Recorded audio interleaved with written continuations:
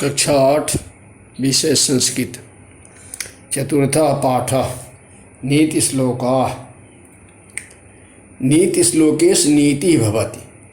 नीति के श्लोकों में नीति भवति यानी नीति होती है।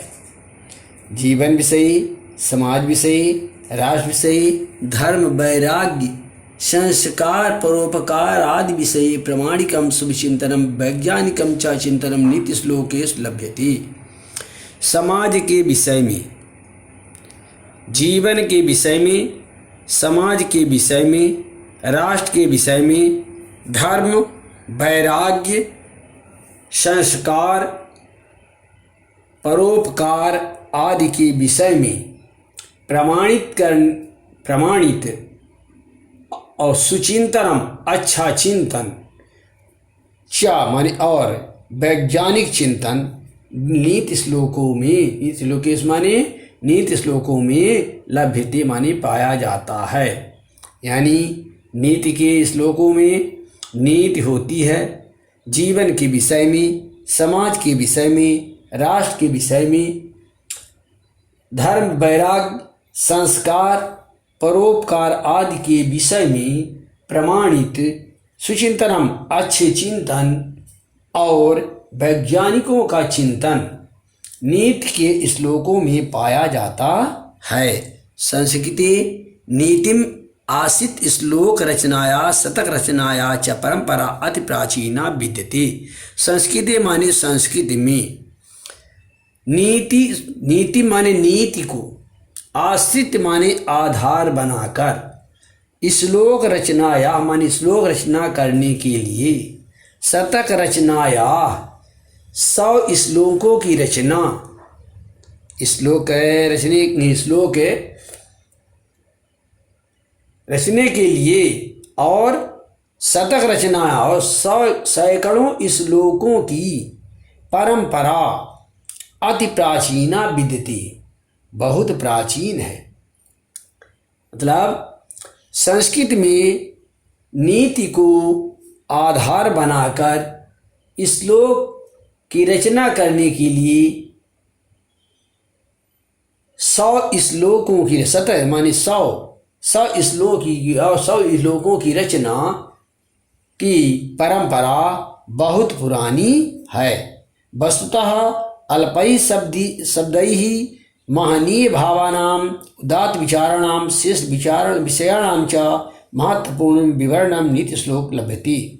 वस्तुतः माने वास्तव में, अल्पैः शब्दैः माने थोड़े शब्दों के द्वारा, महनीय भावाना माने प्रतिष्ठित भावों का, उदात्त विचाराणां माने उदारता पूर्वक विचारों का और श्रेष्ठ विषयों का महत्वपूर्ण विवरण नीति श्लोकों में लभ्यते माने पाया जाता है। वास्तव में थोड़े शब्दों के द्वारा प्रतिष्ठित भावों का, उदारता पूर्वक विचारों का और श्रेष्ठ विचारों का महत्वपूर्ण विवरण श्लोकों में पाया जाता है।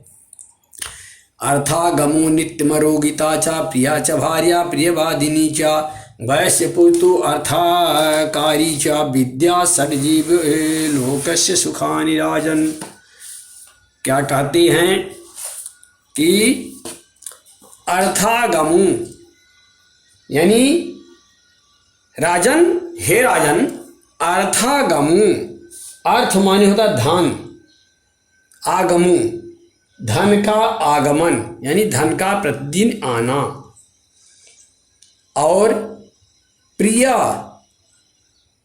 और प्रिय बोलने वाली, प्रिया च प्रियवादिनी भार्या, प्रिया और प्रिय बोलने वाली पत्नी हो।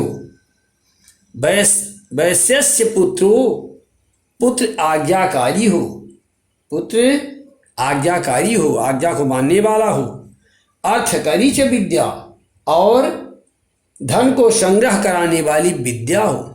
षड एछा जीवलोकस्य, जीवलोक की सुखान है। हे राजन, धन का प्रतिदिन आवागमन हो, हमेशा आरोग्यता न निरोगता रहे, किसी प्रकार कोई रोग न हो, प्रिय और प्रिय बोलने वाली पत्नी हो, पुत्र आज्ञाकारी हो और धन प्राप्त कराने वाली विद्या हो। हे राजन, यही जीवन लोक की इच्छा सुख हैं।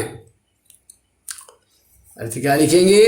हे राजन, धन का आवागमन हो, प्रतिदिन धन का आना जाना बना रहे, हमेशा निरोगता बनी रहे, प्रिय और प्रिय बोलने वाली पत्नी हो, पुत्र आज्ञाकारी हो और धन कमाने वाली विद्या हो, यही जीवन की इच्छा सुख हैं।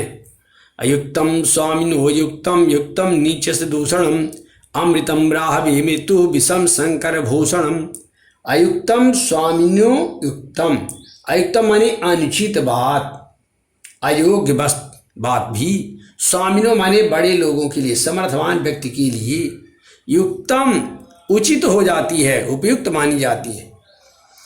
युक्तम नीचस्य दूषणम, और उचित बात भी नीच व्यक्ति के लिए वही दोष बन जाती है। जिस प्रकार अमृतम राहवे मृत्युम, राहु के लिए अमृत भी मृत्यु बन गया, विषम शंकर भूषणम, और शंकर भगवान के लिए विष आभूषण बन गया। अर्थ क्या लिखेंगे? अनुचित या अयोग्य वस्तु भी समर्थवान व्यक्ति के लिए उचित बन जाती है, जबकि उचित वस्तु, उचित बात भी छोटे लोगों के द्वारा कहे जाने पर उनके लिए दोषपूर्ण बन जाती है। जैसे अमृत पान करने के कारण भी राहु को मृत्यु प्राप्त हुई, जबकि शंकर जी के लिए विष भी आभूषण बन गया। अमृतम च मृत्युश्च द्वयं देहे प्रतिष्ठितम मृत्युपापाद्यते मोहा सत्येनापाद्यते मृतम। अमृतम च मृत्युश्च, अमरता और मृत्यु, द्वयम माने दोनों ही, देहे माने शरीर में, इस प्रतिष्ठितम माने स्थित है। अमरता और मृत्यु दोनों ही शरीर में प्रतिष्ठित हैं। मोहात मृत्यु पापाद्यते मोहात, मोहात मृत्यु पापाद्यते, यानी मोह से मृत्यु प्राप्त होती है। सत्येना पादते मृतम, और सत्य का पालन करने से अमरता प्राप्त होती है। अर्थ क्या लिखेंगे? अमरता और मृत्यु दोनों ही शरीर में प्रतिष्ठित हैं। मोह से मृत्यु प्राप्त होती है और सत्य का पालन करने से अमरता प्राप्त होती है। आपस्मित्रम जानीयात युद्धे सूरम धने शुचिम भार्या क्षीणेश वित्तेश व्यसनेश बांधवान। आपस माने होता है आपत्ति के समय, मित्र माने मित्र को, जानियात माने जानना चाहिए, परखना चाहिए, युद्धम माने युद्ध में, शूरम माने सूरवीर को परखना चाहिए, जानना चाहिए, धने शुचिम, और धन होने पर पवित्रता को परखना चाहिए, हैं। भार्या क्षीणेश वित्तेश, और पत्नी को कब परखना चाहिए?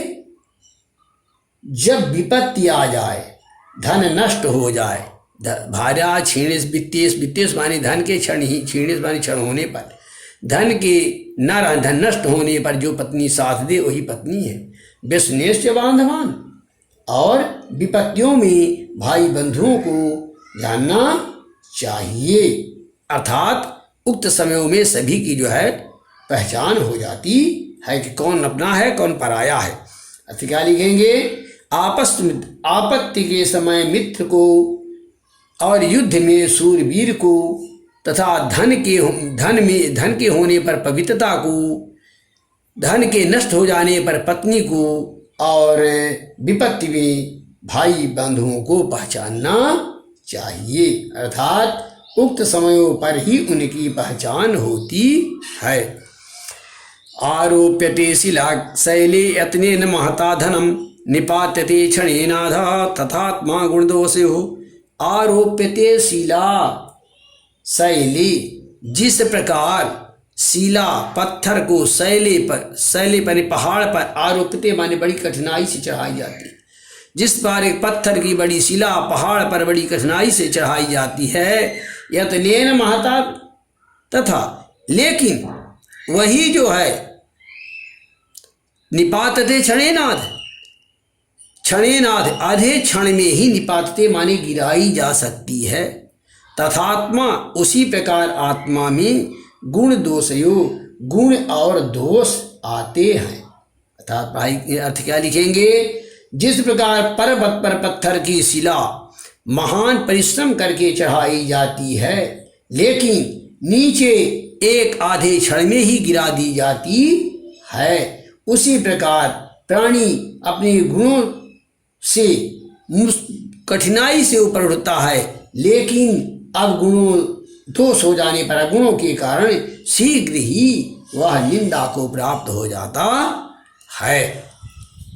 उद्योगे नास्ति दारिद्र्यम जपते नास्ति पातकम मौने च कलहो नास्ति जागृते भयम। उद्योग नास्ति दारिद्र्यम, उद्योग माने उद्यम परिश्रम करने पर दरिद्रता नहीं रहती है। तथा जपते नास्ति पातकम, ईश्वर का नाम जपने पर भगवान का नाम जप करने से नास्ति पातकम पाप नहीं होता है। मौने च कलहो नास्ति, और मौन रहने पर कलह यानी झगड़ा नहीं होता है। नास्ति जागृति भयम, और रात में जागते रहने वाले को चोरी का भय नहीं रहता है।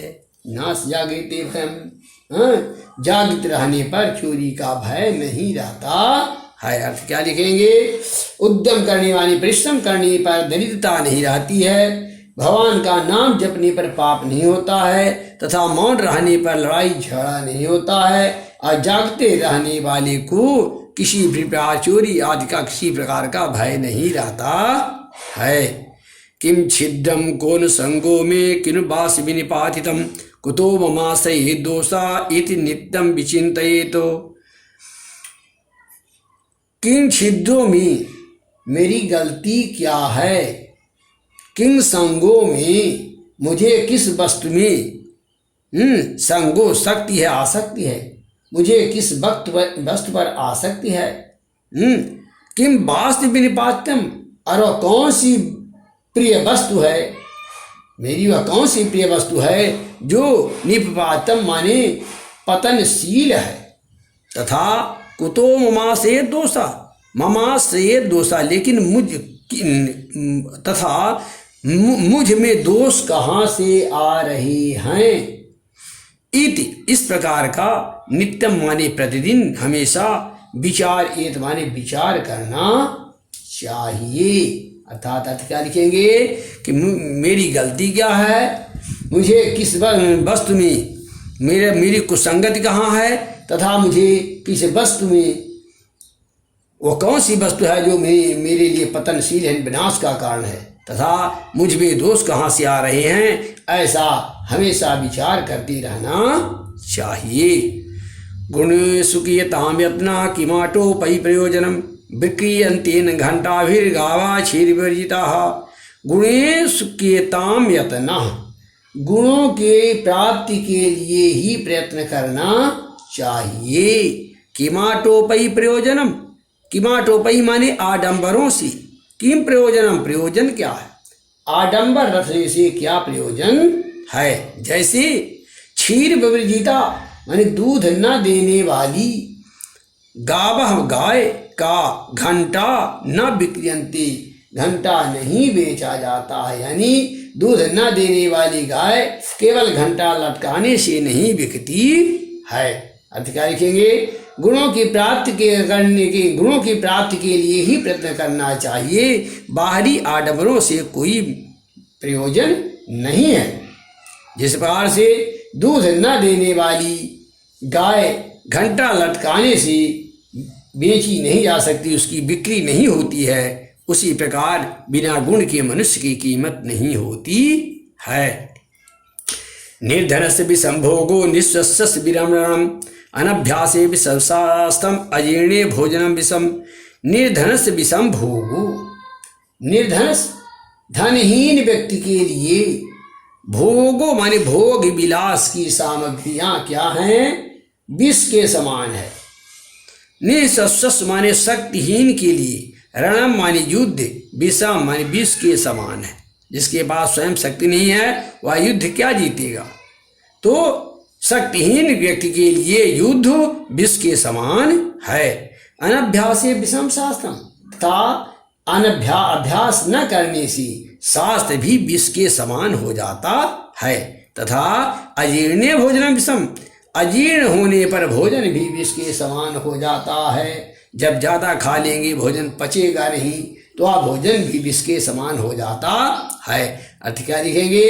धनहीन व्यक्ति के लिए भोग विलास की वस्तुएं विष के समान है, शक्तिहीन के लिए युद्ध क्षेत्र विष के समान है, तथा अभ्यास न करने पर यानी अभ्यास न होने पर शास्त्र विष के समान है। अब अजीर्ण हो जाने पर, अपच हो जाने पर भोजन भी विष के समान है। इति पाठः।